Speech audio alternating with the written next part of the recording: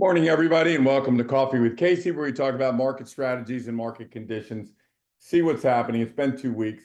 I did not broadcast from Bimini because we never got to Bimini. Boat wasn't ready, so we had to play golf for a couple days. But a lot's happened in the last 2 weeks. Somebody's been very busy. Musk has been busy. Trump's been busy. A lot's been happening. There's a lot of turmoil, and people are uncomfortable with things. So we need to relate what's happening to the real estate market. And how is this going to affect us? How is this going to affect our inventory, our pricing? Whether buyers are in control of the market, whether sellers are in control of the market. And that's very important because when we take a house and put it on the market, we need to know all those statistics of where we stand, what's the best price, what's going to get us to where we need to be, when's the best time to sell, when's the best time to buy. So the statistics I'm going to go over today have never been more critical. I mean, we've been doing it for 5 years, but they've never been more critical than they are. How is $40,000 to $50,000 worth of government jobs disappearing? How is that going to affect our market?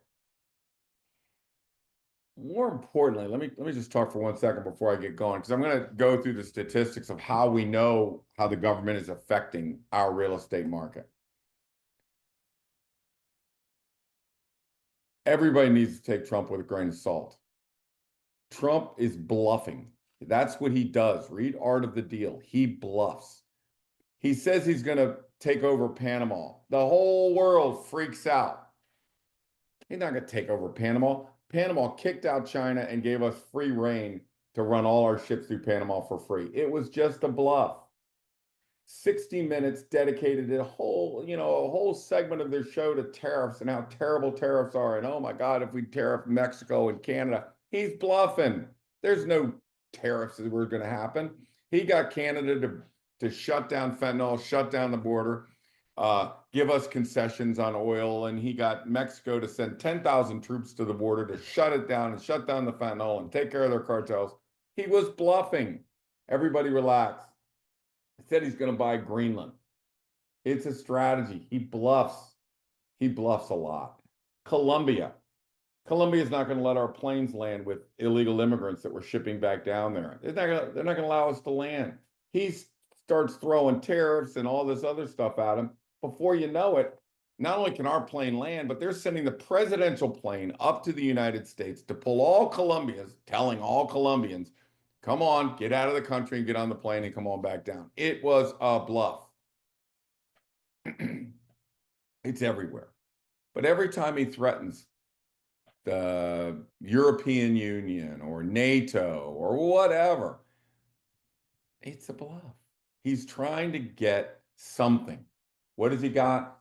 He gets more concessions here. He gets stronger borders there. He gets this, he gets that.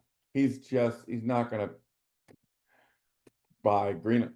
The newest thing, we've sent a lot of money to Ukraine. He said, fine, we'll send money to Ukraine, but we want those minerals. We want minerals. We want something for our investment, precious minerals that we need. And so you may hear some outrageous things said about Ukraine. We're not giving them another nickel. That's a bluff. He wants the minerals, uranium, and all that. So I think everybody's just got to step back, take a grain of salt. He says things to get a reaction. The press reacts. You can go look at the news on any channel, and you will see people throwing temper tantrums all over the place. He's just bluffing. Now, some things he's not bluffing on: shutting things down, making people validate their job, right? So personally, I have to go out every week to 3 to 5 listing appointments and prove my value proposition. That's all he's saying. I need to know that people are worth what they're doing, that the American people are getting their money's worth. That's all. That's all it is. He's trying to validate why we do what we do, why we spend money where we spend. Is that a good investment for the United States? Maybe it's not. Maybe that's why they shut that down. Maybe somebody should be looking into that stuff. So I don't think, and when you take away a golden popsicle, yes, people are going to throw a temper tantrum. That's what kids do. My wife and I love a good temper tantrum. Love it. We rate our grandkids and our kids' temper tantrums. So what you're seeing now is some bluffing going on, some real life hardcore stuff happening. You're seeing people throwing temper tantrums that are getting very expensive spigots shut off, and that's how they're going to react. But we just got to let it play out. Let's talk about the real estate market and how this is going to affect us. So here's some facts. I would say there's going to be 50,000 people that take that short buyout. They're going to get paid through September. Now, Virginia, our market, we have about 7.5% of the federal workforce in Virginia. So of that, of those cutbacks they've talked about, that's about 3,750 cutbacks in Virginia. Now, Amazon brought 128,000 new jobs. So let's put that in perspective. You know, high-paying jobs here, and then some government jobs maybe. And again, those government jobs are that some of that is attrition. People are just going to retire and move out to where, you know, they grew up in Ohio. They're going to go back to Ohio. You know, some of it is attrition. Some of it is I'm going to leave the government and I'm going to go to a private sector job. Here's some statistics. One, 7.5% of the federal workforce works in Virginia. Twice as much, or twice that number work in California. So all we have is 7.5% of the people that are leaving and cutting back. That is about 3,700 to 4,000 jobs. We have 2.5% unemployment in Northern Virginia, 2.5%. So those people will be absorbed. There is not a lot of people there's not going to be soup kitchens. They're not going out on begging for food. They're not going to get foreclosed on. This is not 2008 and 2007 where it affected everybody. This is going to affect a small population, and they're going to have to decide, I'm going back to the office or I'm going to stay home or I'm going to quit. So we'll see how that plays out.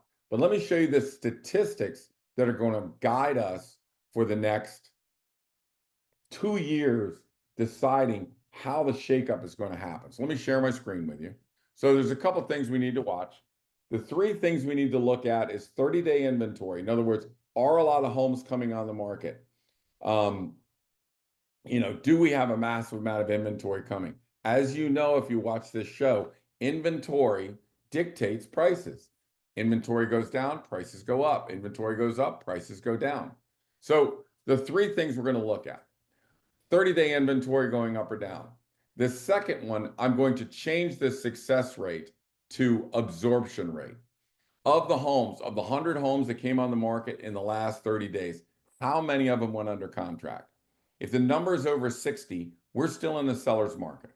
If the number is 40 to 60, we're in a neutral market. And if that number is below 40, we're slipping into a buyer's market. There's more homes on the market that were not absorbed. So currently, as this inventory comes on the market, how is it being absorbed, right? Then what's important to me, and I've said this to my viewers many times, a listing, when a property is put on the market, it goes to one of two places. It goes to the jet stream, where people bid on it, bump the price, pull the concessions, have backup contracts, get exactly what we want, free rent backs. In other words, the seller is in total control of the transaction. That is what I call a success, or on this screen, it says first week success rate. So from now on, I'm going to be using the term the 30-day inventory, the absorption rate, which means how many of those houses were absorbed into the stream and went under contract.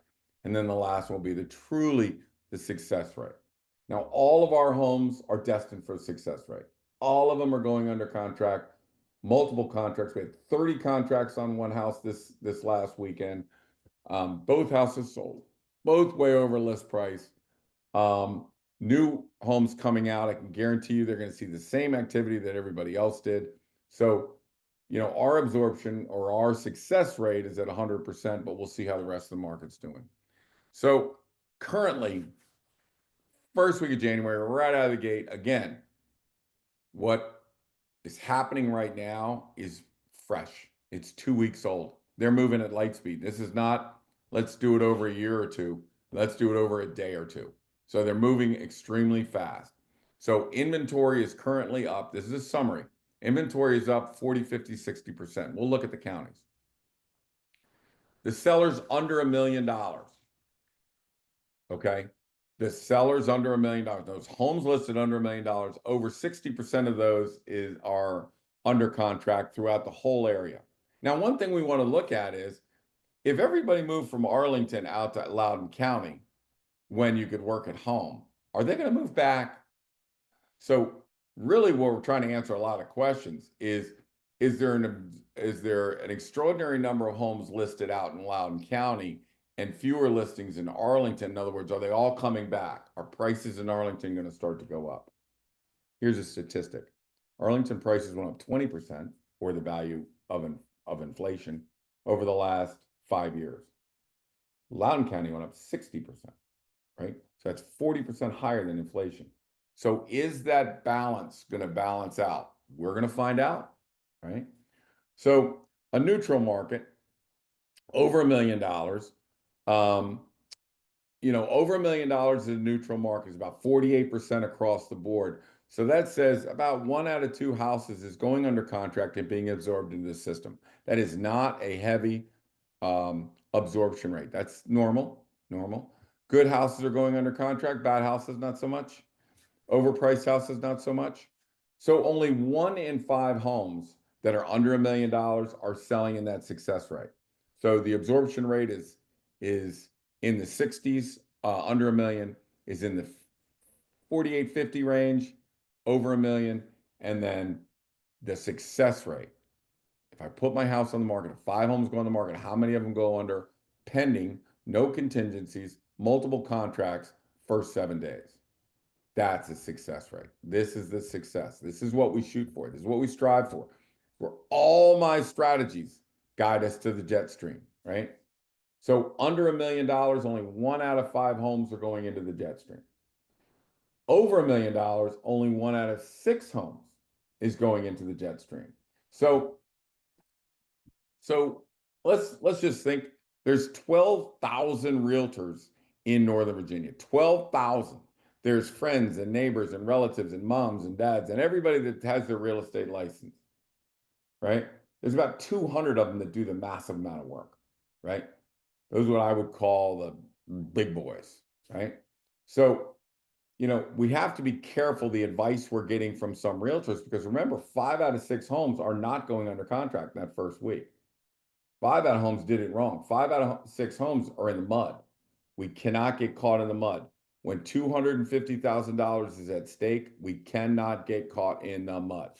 All right, so 30-day inventory for 2025. All right, verse 24. So the same 30-day period, January 2025, verse 24.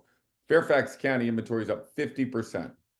Arlington County inventory is up 64%.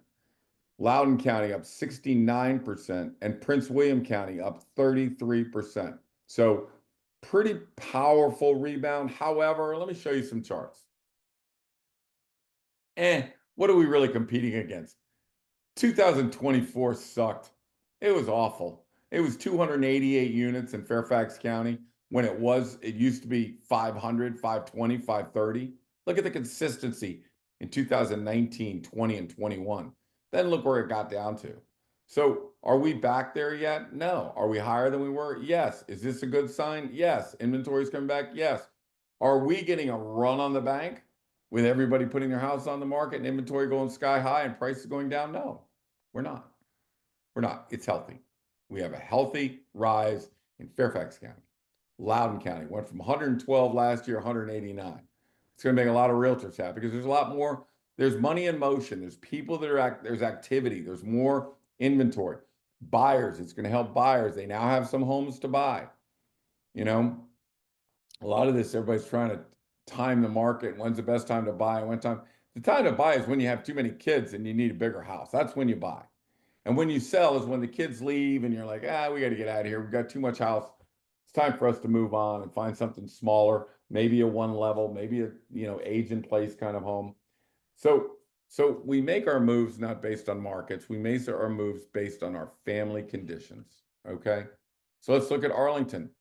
Arlington. Now, you would think, this is interesting, right? You would think that all the inventory would go shooting up in Loudoun County and there would be not that much in Arlington, right? But really, Arlington's keeping pace with everybody else. Arlington's up 65%, 64% over last year, and they're humping. In fact, that's the second highest time since 2021. So there's plenty of inventory in Arlington, right? All right, Prince William County, there's your 30-day inventory in Prince William County. It's gone from 150 to 2. So not as spectacular as some of the other ones, but certainly shows great signs of growth. So January turned out to be a great, great month for inventory coming. Let's see if anybody's absorbing these houses, right? So 68% of the homes in Fairfax County that went on the market went under contract. Under $1 million. Now, this is under $1 million. 68%. So, you know how they say 2.6%, that's kind of full employment. Well, 68% is really full employment as well, because a lot of people overprice their house, underprepare them. Really, they're not prepared to sell anyways. So when I see something in the 60s, I'm like, if you have a good house and it's priced correctly and it's staged right, it's going to go fast. So at least they're getting absorbed. So there's no absorption problem. We got plenty of buyers out there. We had 128 showings on a townhouse. 128 showings on a townhouse. Now, just to put this in perspective, as single family detached houses grew in value and demand, townhouses did not. Condos did not. You had to give away a townhouse and a condo. We just got a $115,000 bonus premium on a townhouse. That was a shock to me. So are things moving? Yeah, some townhouses are finally moving. That was incredible what happened. Now, so as far as the absorption rate is concerned, and remind me to get back to that discussion on us selling a house that was probably $60,000 more than it was worth because we got people bidding and things got crazy. So let's double back to that when I'm done with the inventory. But as far as the absorption rate is concerned, we're sucking up as many houses as they can throw out. Over $1 million. Funny. They're all at 48. I mean, Fairfax County is 256 listings and 140 went under contract. Okay, that's 48%. But each one of them had different numbers, but they all came out at 48%. Pretty consistent around the whole area. Pretty scary consistent around the whole area. So homes over $1 million, still, they're in a neutral market. They're not in a seller's market. They're in a neutral market. And so good houses go under contract, bad houses do not go under contract. Okay. Now, what I consider to be the success rate, or what we call the gold standard, is going under contract pending, not with contingencies, pending. That means there was a fight at the bat rack. They bid the house up. They removed all contingencies. We went pending, and we're on a glide path. We're in the jet stream. 29% of the homes are in the jet stream, 24% are in Loudoun County, 22% in Prince William County. Across the board, let's call it an average of about 25%. So, I'm thinking that it's 1 out of every 4 homes is in the jet stream. Now, that is a horrible number. Horrible number. That used to be in the 80%, 85 percentile. Last year was 85%. So in January, only 25%, there's not that much. I mean, only 25% of the homes are going under contract in the first weekend. I mean, we really still don't have a lot of inventory. You got a lot of buyers. I mean, if we had 128 buyers, if we had 30 contracts on a property, how can only 1 out of 4 homes go under contract in the first weekend? I don't understand that. The only thing I can come up with is you're overpricing and underpreparing, and that's a problem. Bad strategy. Gold standard listings over $1 million. This is the land we live in. And by the way, the announcements will be coming out. You're going to hear a lot of people say, we're a number 1 team this and number 1 team that. Yes, there can be a lot of number one teams. Okay, a lot of them. The number one listing team in Virginia, the number one listing team in an entire company, the number one listing team in Virginia, the number one, that kind of thing. So the announcements are, and according to Bright MLS, the Casey Samson team is the number one luxury, in other words, homes over $1 million, the number one luxury listing team in the state of Virginia. We do more homes over $1 million sold. Any other, there's one other agent that's close to us, a lot of $3, $5 million homes, but we do far more units and we do more volume. So we are the number one. And I will tell you this. Let me just sec, and I'll get back to this. The reason that happens is because Danny Samson in 2001 came up with a 4.5% full service listing model, and it worked. And the whole market, Long and Foster, Weichert, Remax, all of them trashed Danny Samson, trashed him. It was horrible. But he kept going, and he had the number one rookie in 2002, 3, 4, and 5. So his system worked. By 2005, I was looking at it going, "Oh my God, this is amazing what you're doing." I got back in and helped him recruit agents. Then 2007 said, "Screw that. I'm going in and starting my own team, and I'm going to put that model to work." So it all starts around that model. And then you put together some great people, Pat and Kelly and Morgan and Colby and Billy, and all these great people came and joined our team. Julie, the staff of our team, has been with me now for 15 years.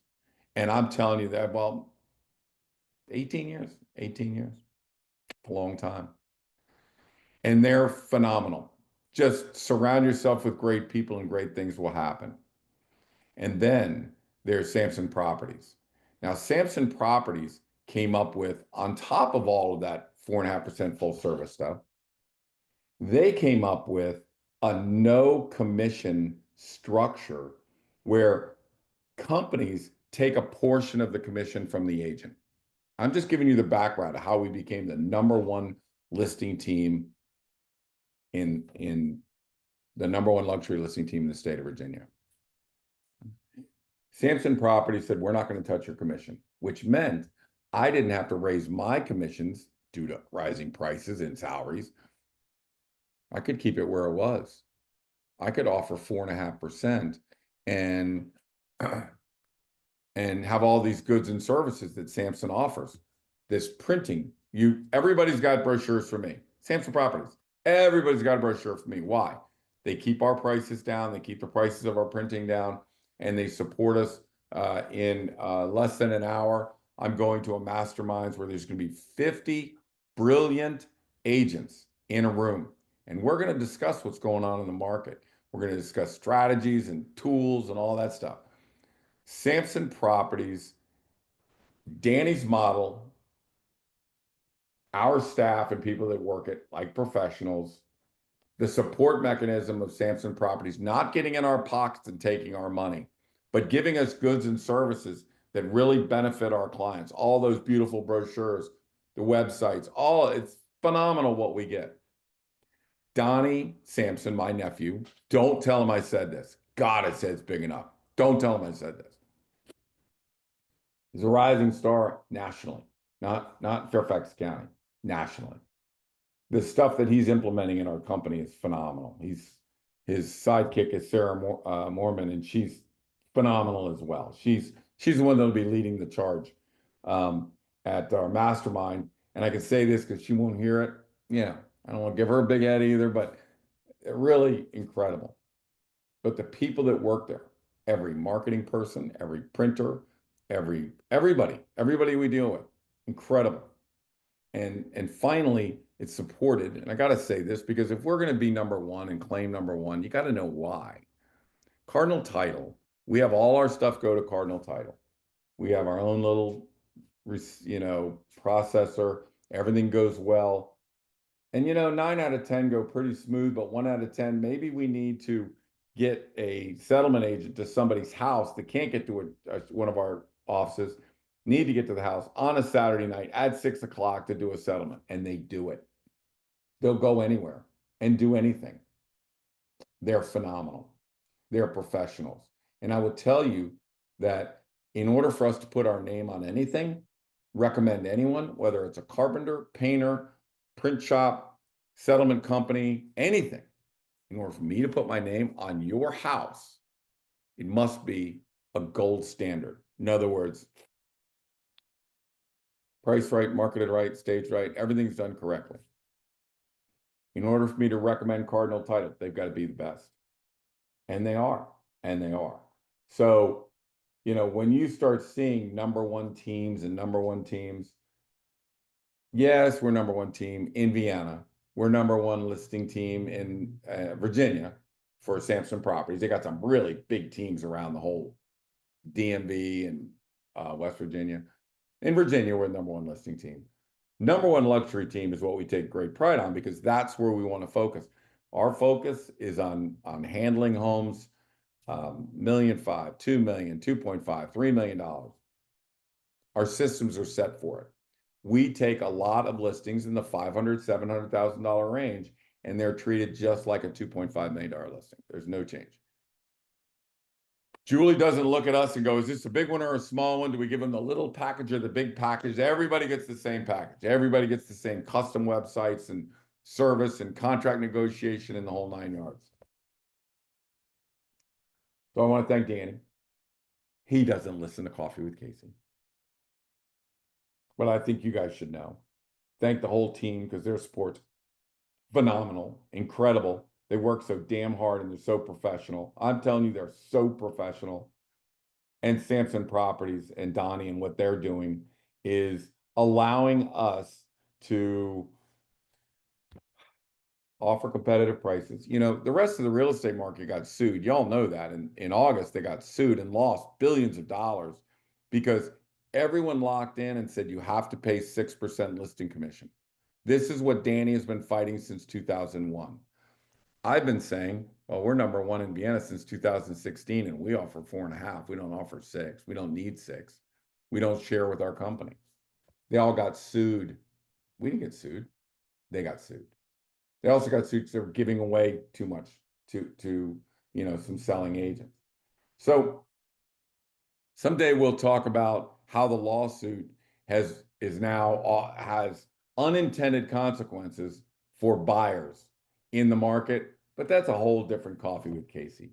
You've been listening to Coffee with Casey. We brought you up to date on how is the government, how are all the cutbacks, first of all, how to interpret what you're watching every day, a little insight, how it's affecting the real estate market, where the inventories are going, where they're going up, where they're going down, what the absorption rate is, what the success rate is. And again, those are the 3 indicators: inventory, absorption rate, success rate. You've been watching Coffee with Casey. My name is Casey Samson. If you need me, I'm at 703-508-2535 or Casey@CaseySamson.com. We'll see you again next week. Bye now.